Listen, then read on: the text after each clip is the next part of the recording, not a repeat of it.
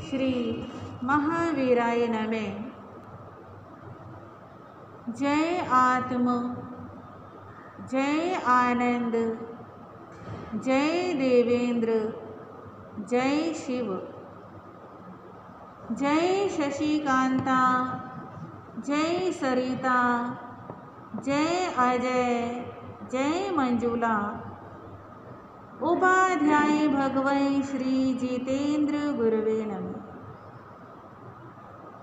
गुरु कृपा से गुरु चरणों में रहकर ये तुच्छ बुद्धि जो भी स्वीकार कर पाई, कुछ आपके समक्ष रखने का प्रयास करूं।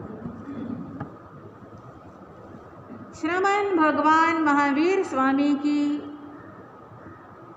पावन पवित्र आनंदायिनी कल्याणकारिणी वाणी, जिसमें आप श्रवण कर रहे हैं आर्य श्री धन्ना कुमार का परम पावन जीवन चारित्र। आपने सुना महापुण्यवान, महाभाग्यवान पूर्व जन्मों का कोई तपस्वी साधक जो धन्ना कुमार के रूप में अपने 3 भाइयों की ईर्ष्या से परेशान होकर अर्धरात्रि के समय अपना घर छोड़कर चला गया।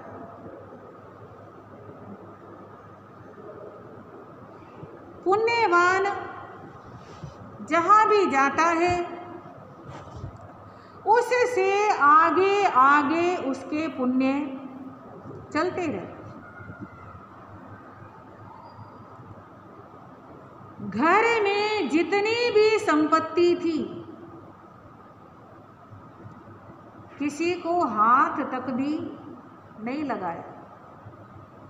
सारी की सारी संपत्ति यूं की यूं छोड़ करके केवल तन पे जो कपड़े पहने हैं वही कपड़े साथ में हैं, और साथ में अपना पुण्य, अपना भाग्य चल पड़ा।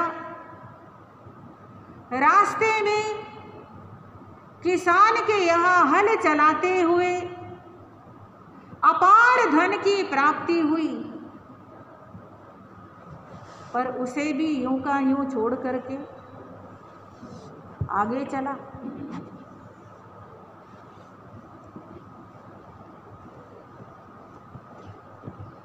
चलते चलते शाम हो गई।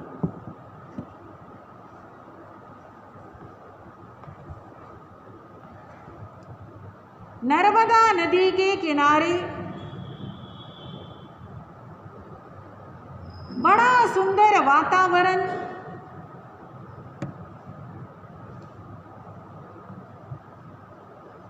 शीतल मंद समीर नदी का स्पर्श करके आ रही है। बड़ा मनोहर सुहावना दृश्य। अनेक पेड़ पौधे, चारों तरफ हरियाली, फलों से लदे हुए वृक्ष, कोई अनार का पेड़, कोई अंगूर का, कोई सेब का, कोई केले का, अनेक तरह के फूल, पक्षी चहचहा रहे हैं। वही उसी वन के अंदर आकाश को छूते हुए पर्वत भी हैं, कंदराएं भी हैं,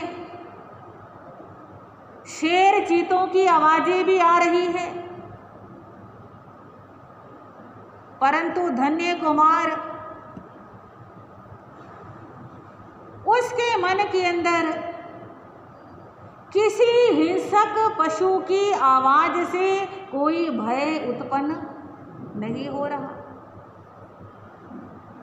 वास्तव में भय कहीं बाहर नहीं होता, भय तो अपने मन में होता है।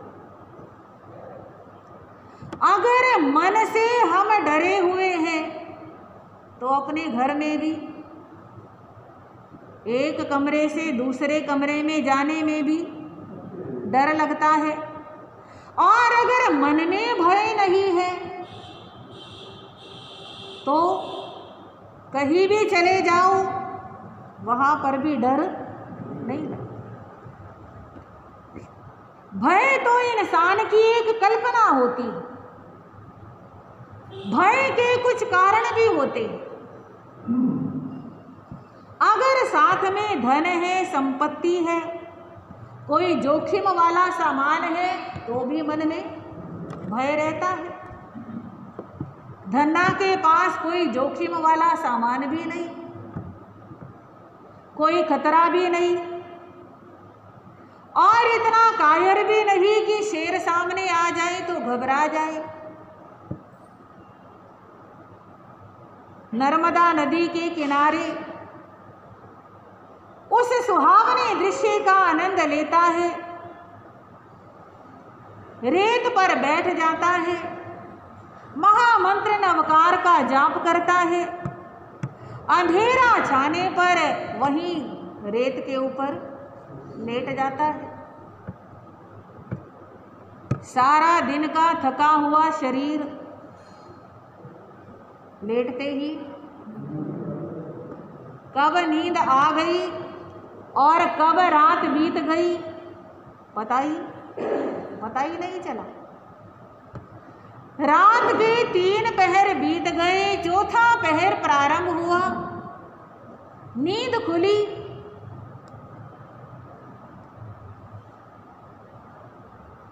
कानों में आवाज आई, एक सियार बोल रहा है। धन्ना कुमार जिन्होंने पुरुष की 72 कलाएं सीखी थी और सीख करके उन्हें हृदय में धारण किया था। सीखते तो लोग बहुत कुछ है, पर सीखने के बाद भी भूल जाते हैं। क्या पढ़ाई की, क्या याद किया। कई लोग बचपन में इतना कुछ धर्म का याद करते हैं, बाद में पूछो अब याद है, कहते अब तो कुछ याद नहीं, क्योंकि प्राप्त तो किया था पर क्या कर दिया, गवा दिया। हमारे पूज्य गुरुदेव उपाध्याय श्री जितेंद्र मुनि जी महाराज फरमाया करते, सरस्वती के जितने पैर दबाओ उतनी प्रसन्न रहती है, और पैर दबाने बंद कर दो तो सरस्वती चली जाती। मतलब सरस्वती के पैर दबाने का मतलब जो ज्ञान सीखा है उसे रिवीजन करते रहोगे, दोहराते रहोगे, उसे काम में लेते रहोगे तो सरस्वती टिकी रहेगी, और अगर रिवाइज नहीं किया तो सरस्वती चली जाती है, सीखा हुआ ज्ञान भूल जाती है। धन्ना कुमार ने जो ज्ञान सीखा था उसे अपने हृदय में, अपने मस्तिष्क में धारण करके रखा। तो धन्य कुमार का ध्यान उस आवाज की तरफ गया, सियार बोल रहा है। नर्मदा नदी में पीछे से एक मुर्दा बहकर आ रहा है, उस मुर्दे के अंदर 5 कीमती रत्न हैं, उसे कोई प्राप्त कर ले और मुर्दा मेरे को दे दे। किसके लिए? भोजन के लिए। धन्ना ने आवाज सुनी, शकुन शास्त्र का ज्ञाता था, समझ गया कि इस आवाज के अंदर राज है। उसी समय वहां से उठा, नदी के किनारे पहुंचा और देखा वास्तव में पीछे से मुर्दा। बंधुओं, कोई कितना ही भाग्यशाली हो, मेहनत तो उसे भी करनी पड़ती। धन्ना भाग्यशाली है, पर आवाज सुन के अगर आलस कर जाता तो मुंह का झुक जाता। आवाज सुन करके आलस नहीं किया, उसी समय उठा, नदी किनारे आया, मुर्दे को देखा और नदी में उतर करके उसको पकड़ करके किनारे ले आया। मुर्दे का निरीक्षण कर रहा है और देखा उसकी जांघ सिली हुई है। जैसे डॉक्टर ऑपरेशन करते हैं ना, अंदर से बीमारी निकाल के वापस सील देते। कुछ डालना हो तो डाल भी देते हैं और कुछ निकालना हो तो निकाल भी देते हैं। ऐसे ही पहले जमाने के अंदर अपने धन को गुप्त रखने के लिए, सुरक्षित रखने के लिए लोग अपनी जांघ में चीरा लगाते, उसमें वो रत्न छुपाते और वापस क्या लगा लेते थे? टांका लगा लेते थे और जख्म भर जाता था, वो धन सुरक्षित रहे। पर कितना ही सुरक्षित रख लो, अगर उस धन से सुख पाना किस्मत में लिखा है तब तो वो काम आएगा, और किस्मत में उससे सुख पाना नहीं लिखा तो अब इस मुर्दे का व्यर्थ ही चला गया। वो तो कोई सुख नहीं उठा पाया। उसने वो रत्न कमाए होंगे या कैसे भी अर्जित किए होंगे, उसे वेदना सह के संभाल के भी रखा, पर लाभ उठा नहीं पाया। धन तो उसी के काम आता है जो भाग्यवान होता है। धन्ना ने उसकी जांघ सिली हुई देखी, अपनी कटार से उन टाकों को तोड़ा और अंदर से 5 कीमती अनमोल रत्न निकल करके हाथ में आ गए। उन रत्नों को धो करके धन्ना ने अपनी जेब में रख लिया और वो मुर्दा उस सियार को दे दिया, क्योंकि मेहनत तो उसकी थी, दोनों की थी। सियार अपने आप नदी में उतर के मुर्दे को पकड़ नहीं सकता था, तो धन्ना ने अपना भी काम बनाया और सियार का भी काम बनाया और एक व्यर्थ चीज का सदुपयोग हो। इसीलिए कहते हैं भाग्यवान जहां जहां जाता है लक्ष्मी उसके पीछे पीछे। ऐसा लगता है धन्ना तो लक्ष्मी को छोड़ता जा रहा है और लक्ष्मी उसके पीछे पीछे भाग रही है। मेरे को छोड़ के कहाँ जाएगा, मेरे से नाराज होके कहाँ जाएगा, मेरे तो तेरे बिना गुजारा नहीं। मैंने पढ़ा है एक जगह पे, कहते हैं कि माता लक्ष्मी उनकी सेवा में नारद जी पहुंचे। माता लक्ष्मी की सेवा में नारद जी पहुंचे और नारद जी ने बड़ा अजीब दृश्य देखा कि माता लक्ष्मी जी के पैरों में खून आ रहा, पैरों में से खून आ रहा और माथे पे से भी खून आ रहा है, पैरों से भी और माथे से। अब नारद जी कहने लगे, माता ये क्या हुआ, आपके पैरों से भी और माथे से भी खून आ रहा है, क्या बात हुई है? माता महालक्ष्मी कहने लगी कि कारण है इसके पीछे। मेरे पैरों से खून आने का कारण है कि जितने लोग लक्ष्मी के उपासक होते हैं, लक्ष्मी के इच्छुक होते हैं, वे मेरे पैरों पे अपना माथा रगड़ते रहते हैं, रगड़ते रहते हैं, रगड़ते रहते हैं, लक्ष्मी आ जा, लक्ष्मी आ जा, लक्ष्मी आ जा। हाँ, उन्होंने मेरे पैरों पे माथा रगड़ रगड़ के मेरे पैरों में जख्म कर दिया, इसलिए मेरे पैरों से क्या आ रहा है? अच्छा, तो माथे से क्यों आ रहा है? तो माता महालक्ष्मी कहने लगी कि इस संसार में कुछ ऐसे महापुरुष भी होते हैं, कुछ ऐसे त्यागी, तपस्वी, ज्ञानी, ध्यानी, निष्पृह संत भी होते हैं, जिनके पैरों में मैं अपना माथा रगड़ती हूँ कि मेरे को रख लो, मेरे को रख लो, मेरे को रख लो, और वो मेरे को क्या करते रहते हैं? ठुकराते रहते हैं, छोड़ते रहते हैं, त्याग करते रहते हैं। तो ऐसे त्यागियों के पैरों पे अपना माथा रगड़ने से मेरे माथे में जख्म हो गया, पर उन्होंने मेरे को रखना स्वीकार नहीं। इसी प्रकार धन्ना के साथ हो रहा है। घर की लक्ष्मी छोड़ आया, रास्ते में खेत से मिली वो छोड़ आया, अब यहाँ पर जो 5 रत्न मिले हैं उन 5 रत्नों को संभाल करके अपनी जेब में रख दिया, और वहां से भी चल पड़ा। चलता जा रहा है, चलता जा रहा है। ज्ञानी जन कहते हैं जिस रास्ते की कोई मंजिल हो, मतलब अगर मुसाफिर ये जानता है कि मुझे वहाँ जाना है, वहाँ पहुँचना है, तो उसके मन में एक हौसला रहता है कि अब मेरी मंजिल करीब आ रही है, कितनी भी दूर हो।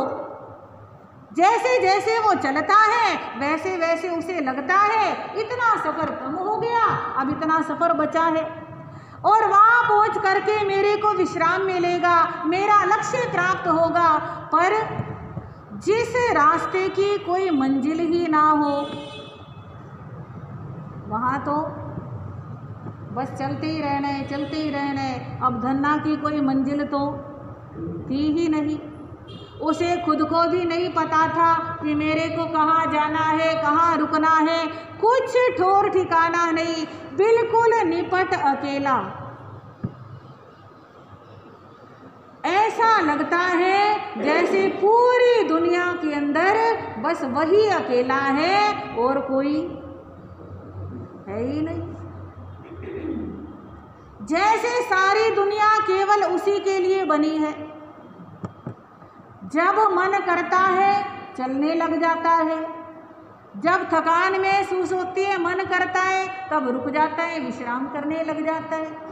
जब भूख लगती है, कहीं पेड़ों के फल फूल मिलते हैं खा लेता है, प्यास लगती है कहीं पानी मिलता है पी लेता है। ना किसी से बातचीत, ना किसी से मिलना जुलना, ना कोई रास्ते में अपना परिचित है, बस चलता जा रहा है, चलता जा रहा है। कई दिन बीतने के बाद शिप्रा नदी के किनारे बसी उज्जैनी नगरी में पहुंच। उज्जैनी नगरी बड़ी प्रसिद्ध है इतिहास में। उज्जैनी नगरी पर आज तो उसे महाकाल की नगरी कहते हैं। हाँ जी, यही उज्जैन, यही शिप्रा नदी के किनारे बसा हुआ। इंदौर गए थे तो रास्ते में उज्जैन भी हमारा रुकना हुआ, महाकाल जी के दर्शन भी किए, शिप्रा नदी के किनारे भी गए, और भी बहुत कुछ। महर्षि भर्तृहरि की गुफाएं हैं जहाँ बैठ के उन्होंने साधना की थी। श्री कृष्ण जी के गुरु महर्षि संदीपनी का आश्रम है, और भी बड़ा कुछ है। सारा कुछ देख करके आए हम। तो उस उज्जैनी नगरी में उस समय चंड प्रद्योत नाम का राजा राज करता। चंड प्रद्योत की रानी थी महासती शिवा देवी, जो राजा चेटक की पुत्री थी। राजा चेटक की कितनी पुत्रियां थी? 7 पुत्रियां थी, और 7 में से एक थी शिवा देवी, और वो शिवा देवी राजा चंड प्रद्योत की पटरानी। राजा चंड प्रद्योत मन में विचार करता है बहुत कुछ है मेरे नगर में, मेरे राज्य में, पर एक कमी खलती है, मेरे पास कोई बहुत बुद्धिमान मंत्री नहीं है। और किसी को मंत्री बनाना चाहिए, क्योंकि राजा के सारे काम तो आगे मंत्री ही पूरा करता है। मंत्री ही सलाह भी देता है, मंत्री सलाहकार भी होता है, कार्यों का संचालक भी होता है। सारी मेन जिम्मेदारी तो मंत्री के कंधों पे होती है। तो एक मंत्री ऐसा हो जो बुद्धि का सागर हो। और राजा ने घोषणा करा दी कि राजा बुद्धि की परीक्षा लेगा, और इस बुद्धि की परीक्षा में जो सफल होगा उसे राजा अपना मंत्री बनाएगा, प्रधानमंत्री, सबसे प्रमुख। और उस परीक्षा में जो जो पार्टिसिपेट करना चाहे वो अपना नाम लिखवाए, और अमुक दिन नगर के बाहर जो सबसे बड़ा तालाब है उस तालाब के किनारे पहुंचे। अब घोषणा सारी नगरी में हो गई, नाम सबके लिखे गए, और निश्चित दिन उस बड़े तालाब के किनारे सब पहुंच गए। राजा वहीं तालाब के किनारे ही अपने सिंहासन पे बैठा है। खूब भीड़ इकट्ठी है, प्रतियोगी भी अनेक हैं। सबको लगता है क्या मालूम हमारा दांव लग ही जाए, क्योंकि हर कोई अपने आप को ही बुद्धिमान समझता है। तो पार्टिसिपेट करने वाले प्रतियोगी भी बहुत हैं और देखने वाले दर्शक भी बहुत हैं कि देखें आज क्या होता है, राजा कैसी परीक्षा लेगा। और जिस दिन ये परीक्षा का समय आया उसी दिन धन्ना भी वहीं पर पहुंच गया। भाग्य लेके जाता है ना। राजा ने घोषणा की, इस बड़े विशाल तालाब के बीचों बीच जो खंबा बना हुआ है, स्तंभ बना हुआ, उस तालाब के बीच में एक स्तंभ था। किनारे पे खड़ा होकर के इस खंबे के चारों तरफ रस्सी बांधनी है।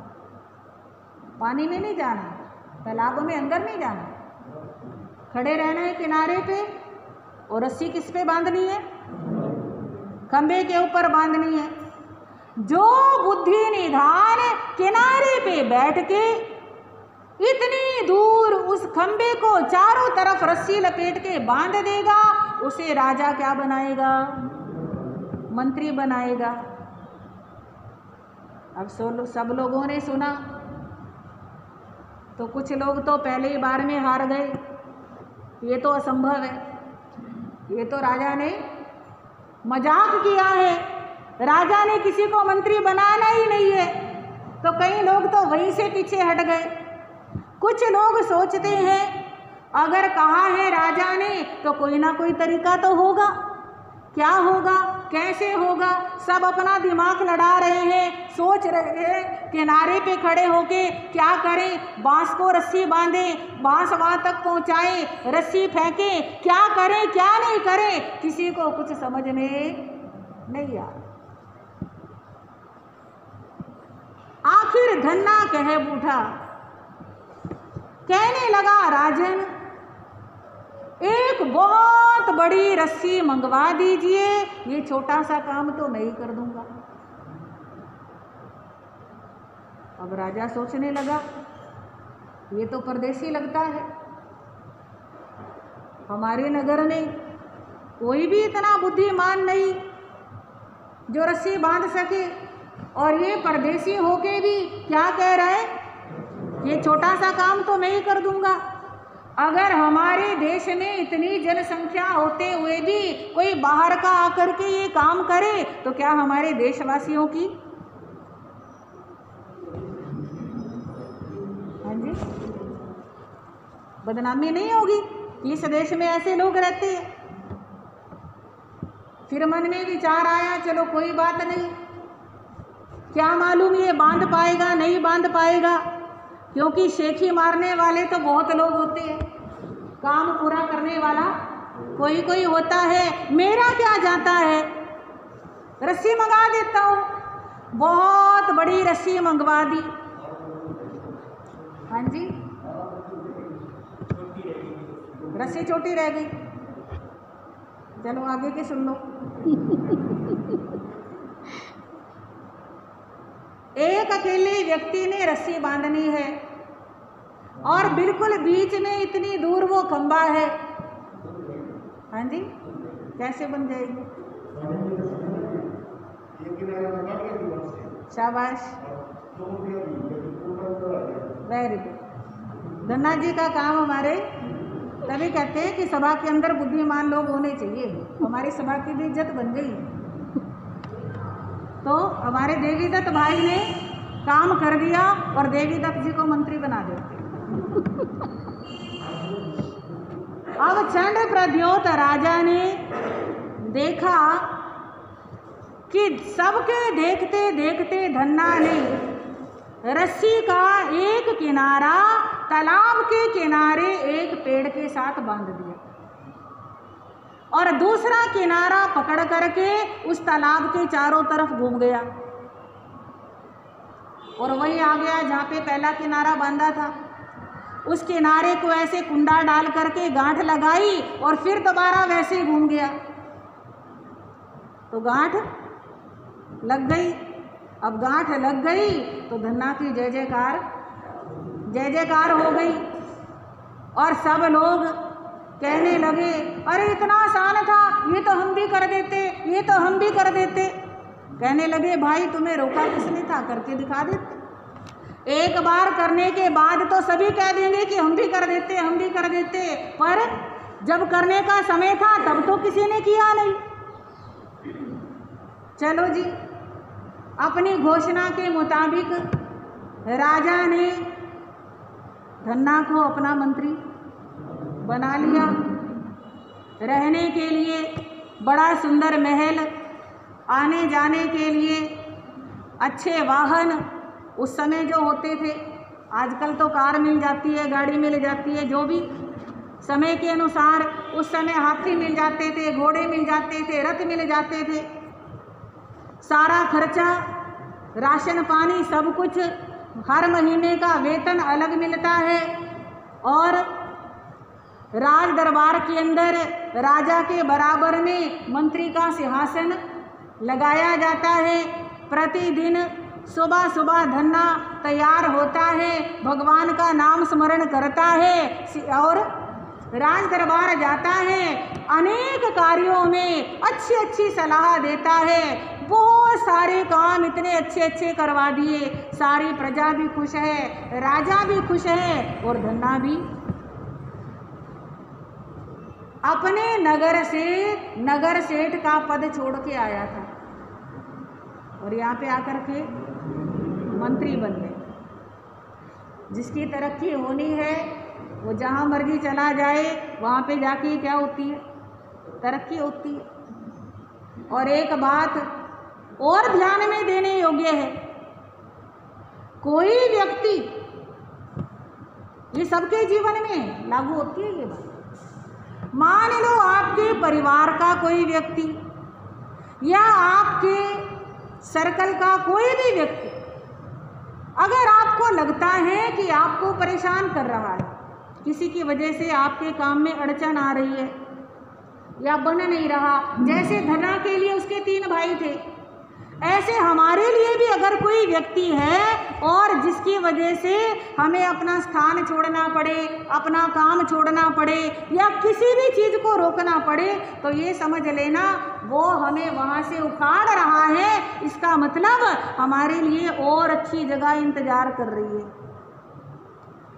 समझ आ रही है बात आपको? अगर हम एक जगह से किसी मजबूरी के कारण दूसरी जगह जाते हैं तो ये समझ लेना वो दूसरी जगह पहले वाली से और अच्छी होगी। सर्विस में कहीं तबादला करना पड़ जाए तो पहली वाली से अच्छी जगह जाएंगे, घर बदलना पड़ जाए तो पहले से अच्छा ही मिलेगा, अभी तक जो मिला है आगे उससे अच्छा ही मिलने वाला है। ये हौसला हमेशा अपने मन के अंदर बना करके रखे। किसी के साथ कितना भी बुरा हो जाए, रिजल्ट हमेशा अच्छा आता है। जैसे श्री राम का राज तिलक होना था और कितना बुरा हुआ, वनवास मिल गया, है ना। एक बार देखने में क्या लगता है, इतना बुरा कि राज तिलक होते होते वनवास हो गया, पर उस वनवास में भी कितना फायदा हुआ। हाँ जी, खराब परिस्थिति आई, वो भी लाभ दे करके गई। अगर राम केवल अयोध्या के राजा होते तो जैसे हम और राजाओं को भूल जाते हैं, वैसे उन्हें भी भूल जाते। आज तक याद क्यों किया जा रहा है? उनके वनवास के कारण, कि उन्होंने पिताजी की आज्ञा पालन की, वनों में गए, सीता हरण हुआ, जो भी कुछ हुआ सब किसके कारण हुआ? वनवास के कारण है। राम को प्रसिद्धि देने वाले उनके वो वनवास के दिन थे।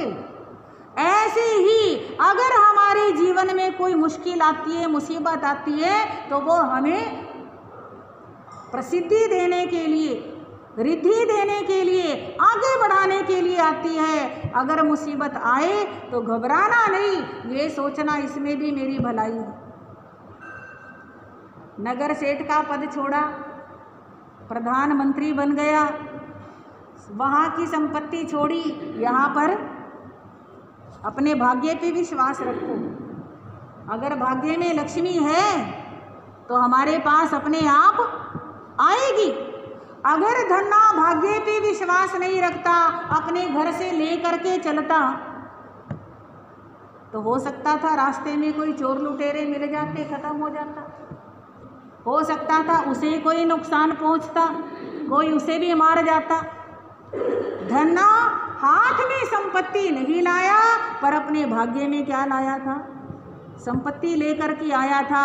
अपार ऐश्वर्य का मालिक बन गया और बड़े ठाठ से रूटीन बना हुआ है। सुबह इतने बजे उठना है, इतने बजे सैर करनी है, इतने बजे राज दरबार पहुंचना, शाम को फिर नदी किनारे घूमना, जो भी कुछ बड़ी शांति से उसका समय व्यतीत हो रहा है। इधर धन्ना का प्रसंग हम अभी यहीं रोकते हैं, थोड़ा उसके परिवार वालों के बारे में भी देख लें। धन्ना के जाने के बाद उनका क्या हुआ, थोड़ा वो भी चर्चा कर लेते हैं। धन्ना तो आधी रात को निकल गया, किसी को पता नहीं कब गया, कहाँ गया, किसी को कुछ नहीं मालूम। प्रातः काल सूर्य उदय हुआ, माता पिता के नमस्कार करने आता था रोज। आज आया नहीं, अभी तक नहीं आया, अभी तक नहीं आया। जाके देखते हैं क्या हुआ, तबीयत तो ठीक है, कोई दिक्कत तो नहीं। उसके पास गए, देखे कमरा खाली, बिस्तर पे तो है ही नहीं। कहाँ गया, कहाँ गया, इधर ढूंढा उधर ढूंढा, आवाजें लगाई, पर घर में था ही नहीं। घर में नहीं था, सुबह सुबह कहाँ चला गया? ऐसे तो कहीं जाता नहीं था। उसका कोई ऐसा मित्र भी नहीं कि मित्र के यहाँ चला गया हो, बिना बताए कभी कहीं गया भी नहीं। पास पड़ोस वालों से पूछा, जहाँ तहाँ पूछा, पर किसी को भी धन्ना के बारे में जानकारी नहीं। सुबह से शाम हो गई, उधर राजा के दरबार से भी सैनिक आ रहे हैं, सेवक आ रहे हैं कि धन्ना दरबार नहीं पहुंचा।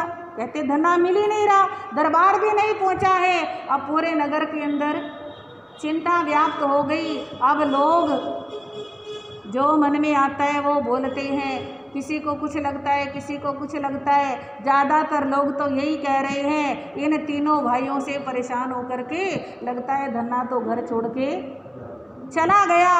माता पिता रो रहे हैं और सारा नगर दुखी है। इतना अच्छा युवक अब हमें और कहाँ मिलेगा?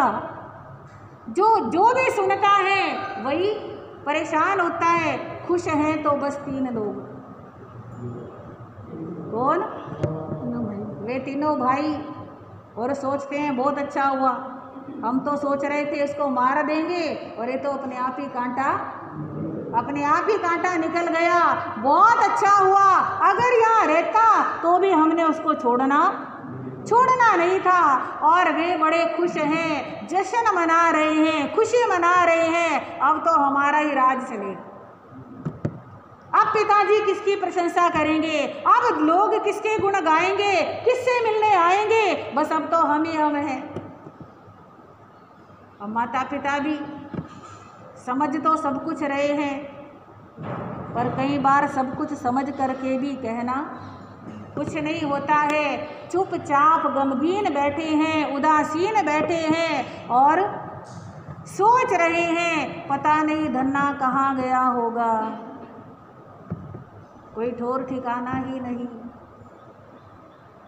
और इधर तीनों भाई पिताजी के पास आते हैं, आ करके कहते हैं पिताजी कब तक शोक मनाओगे, ऐसे शोक में बैठे रहोगे तो फिर सब कुछ बर्बाद हो जाएगा। अब कुछ नया करो, वो तो गया। अगर वो आपका वफादार होता, आपका आज्ञाकारी होता, विनयवान होता, आपको बता के तो जाता, पूछ के तो जाता। देख लो कैसे चुपचाप भाग गया। आप ही उसके लिए मरे जाते थे, उसको तो आपसे कोई ममता और कोई प्रेम नहीं था। वो तो धोखा दे करके भाग गया बिना बताए, आधी रात को चोरों की तरह। ऐसे कोई जाता है? ऐसे तो चोर भागते हैं और पता नहीं घर से क्या क्या लेकर के गया होगा। ऐसे बोलने लगा। अब पिताजी की आत्मा तड़प गई, कहने लगे बेटो तुम अब तो शांत हो जाओ, अब तो तुम्हारी वजह से वो घर भी छोड़ के चला गया। और क्या चाहते हो तुम, मेरे को और मार दो?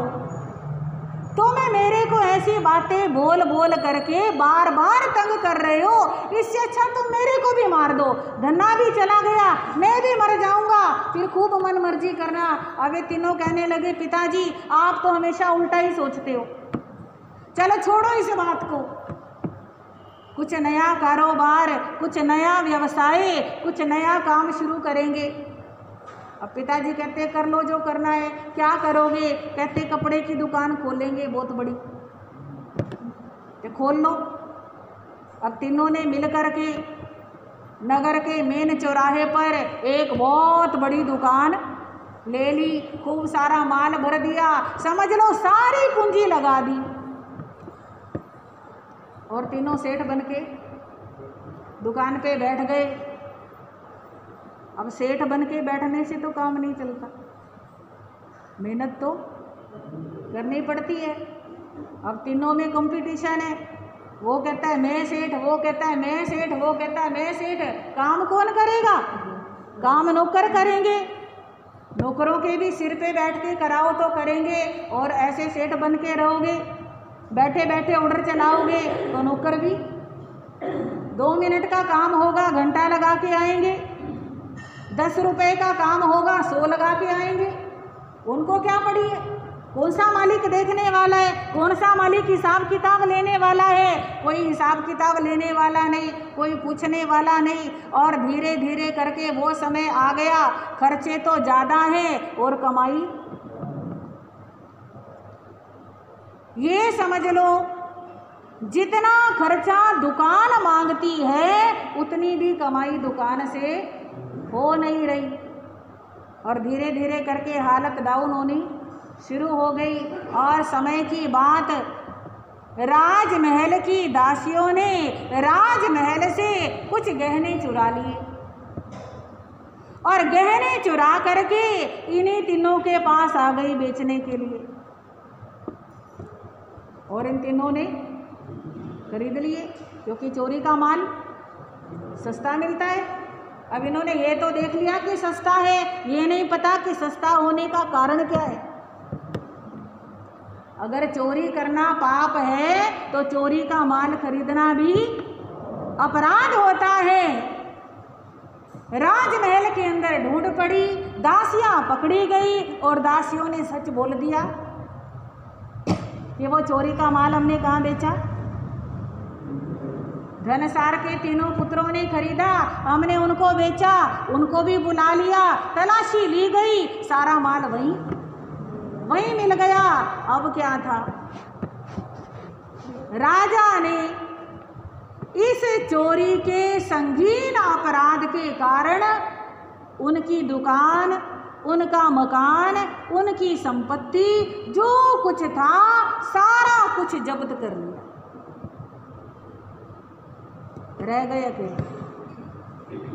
उन 3 बेटों के कारण बेचारे माँ बाप को भी बुढ़ापे के अंदर ये दिन देखना पड़ा।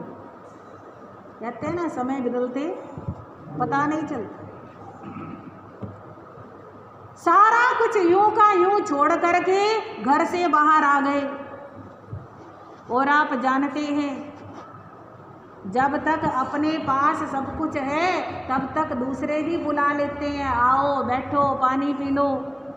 और जब पता लग जाता है उसके पास कुछ नहीं है तो कोई दूसरा भी बुलाने वाला।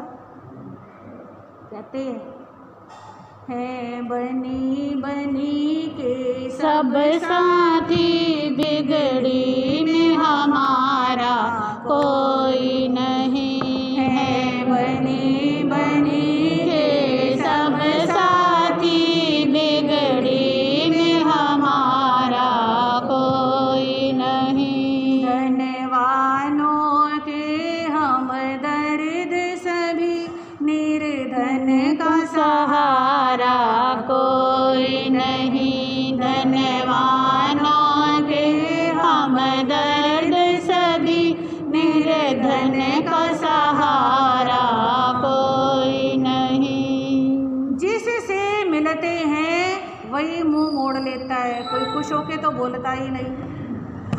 हाँ, सब दरवाजे के बाहर से बात करते हैं, अंदर आने के लिए भी कोई नहीं कहता कि कहीं हमसे कुछ मांगना ले।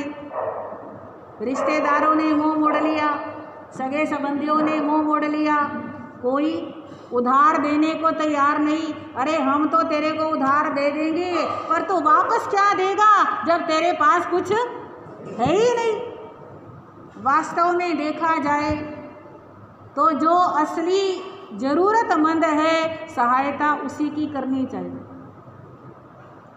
दुनिया की आदत है जो भरा है उसको भरती है, और जो जरूरतमंद है, जो खाली है, उसे कुछ देने को तैयार नहीं होती। पर दुनिया भी क्या करे, वो खाली हुआ अपने पाप कर्म की वजह से। जब तक पाप नहीं खत्म होंगे तब तक उसे मिलेगा कहाँ से। कुल मिला करके तो अपने भी पुण्य और पाप काम करते हैं। धन सार के समझ लो, पिछले जन्मों के पाप का उदय हो गया और पुत्रों के कारण उसका सब कुछ खत्म हो गया। अब उस नगर में रहने का कोई लाभ नहीं। जहाँ हुकूमत की हो वहाँ पे गुलामी करना बड़ा मुश्किल होता है। कहने लगा, पुत्रों अब यहाँ रहने से कोई फायदा नहीं, परदेश चलते हैं। यहाँ से कहीं और जाते हैं, कहीं और जाएंगे, कुछ मेहनत मजदूरी करेंगे, मिलेगा पेट भरेंगे। यहाँ पर तो भूखे मरने वाली बात है, यहाँ पे तो कुछ नहीं मिलने वाला। चल पड़े और ऐसे चले। वही कभी आदत तो थी नहीं चलने की, थक जाते हैं, आराम कर लेते हैं, भूख लग जाती है। वही बात, पेड़ तो सबके साथी है। हाँ, प्रकृति सबको बराबर देती है। सूर्य सबको बराबर रोशनी देता है, ऊर्जा देता है। चंद्रमा सबको शीतलता देता है। पेड़ सबको फल देते हैं, छाया देते हैं। नदियाँ सबको पानी देती हैं। इंसान भेदभाव करता है, मैं उसे दूंगा उसे नहीं दूंगा, पर प्रकृति कोई भेदभाव नहीं करती। प्रकृति की गोद में चलते चलते, सरकते सरकते, धीरे धीरे करके बहुत समय बीतने के बाद वे भी उज्जैनी नगरी। भाग्य है ना, जितना जिसका जिसके साथ लेन देन है वो पूरा होगा। हाँ जी, कितना ही अलग अलग हो जाएं, लेन देन है तो फिर मिलेंगे। अब ये उज्जैनी पहुंच गए, अब धन्ना इनको फिर मिलेगा, और मिलेगा तो क्या करेगा और ये क्या करेंगे, आप आएंगे सुनेंगे, आपको पता चलेगा।